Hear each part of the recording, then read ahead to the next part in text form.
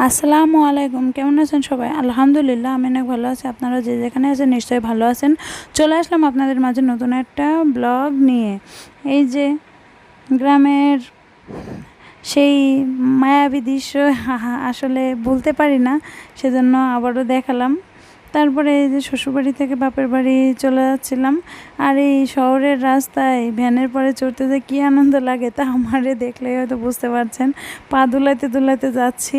অনেকে বলে হ্যাঁ, শহরে যদি ভ্যানের পরে ওঠাও তাহলে মান সম্মান চলে যাবে। কেন রে ভাই? ভ্যানালা কি মানুষ না? না ভ্যান যানবাহন না? এটাই বুঝি না।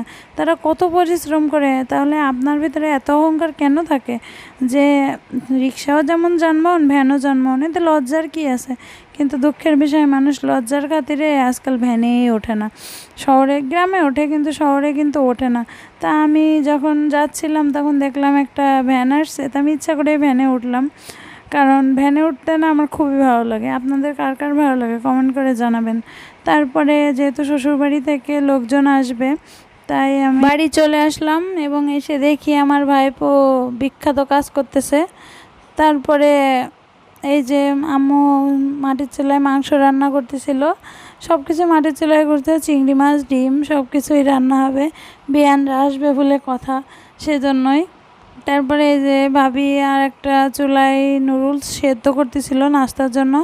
আর সব কিছুই তো শিল বাটাই বাটা হয়, তাই আম্মু শুকনো ঝালগুলো বেটে নিচ্ছিল মাংসে দেওয়ার জন্য। আর মাটির চুলার রান্না তো কি বলবো, যার কোনো তুলনাই হয় না। পৃথিবীর যে চুলায় রান্না করো, যে পাতিলেই রান্না করো, যে হাঁড়িতেই রান্না করো, মাটির চুলার পরে আর কোনো কিছু হয় না। তাই এই যে মুরগির মাংসগুলো খুব সুন্দরভাবে আম্মু কষিয়ে নিচ্ছিল, তাই ভাবলাম আপনাদের সাথে এটাও একটু শেয়ার করে নিই। আসলে ছোটোবেলা থেকে এখানে এই মাটির চুলায় খেয়ে অভ্যস্ত। গ্যাসের চুলাও খেয়েছি কিন্তু একটু বড় হওয়ার পরে আর কি।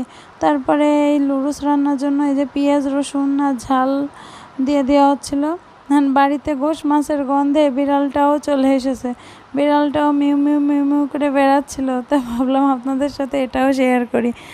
আর তারপরে এই যে এসে দেখলাম চিংড়ি মাছ রান্না অলরেডি শেষ।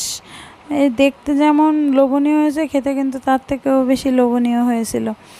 আসলে রেসিপিটা শেয়ার করিনি, কারণ রেসিপিটা শেয়ার করলে অনেক বেশি লম্বা হয়ে যেত, আর যেহেতু আরও অনেক কাজ ছিল সে কারণে রেসিপিটা ওইভাবে শেয়ার করতে পারিনি। এই যে মুরগির মাংস, গরুর মাংস, মানে দেখতে এতটা লোভনীয়, আর খেতে কিন্তু তার থেকেও বেশি টেস্টি হয়েছিল। আর এই ডিমটা রান্না হয়েছিল তেঁতুল এবং মিষ্টি দিয়ে, মানে টক মিষ্টি, যার স্বাদ বলা যাবে না না খেলে। কী আর করবো, আপনারা সবাই আমার জন্য দোয়া করবেন, আমি যেন একদিন ভালো জায়গায় পৌঁছাতে পারি। এবং আমার ভিডিওটা কোথাও যদি একটুও ভালো লেগে থাকে, প্লিজ আপনারা লাইক, শেয়ার, কমেন্ট করতে ভুলবেন না।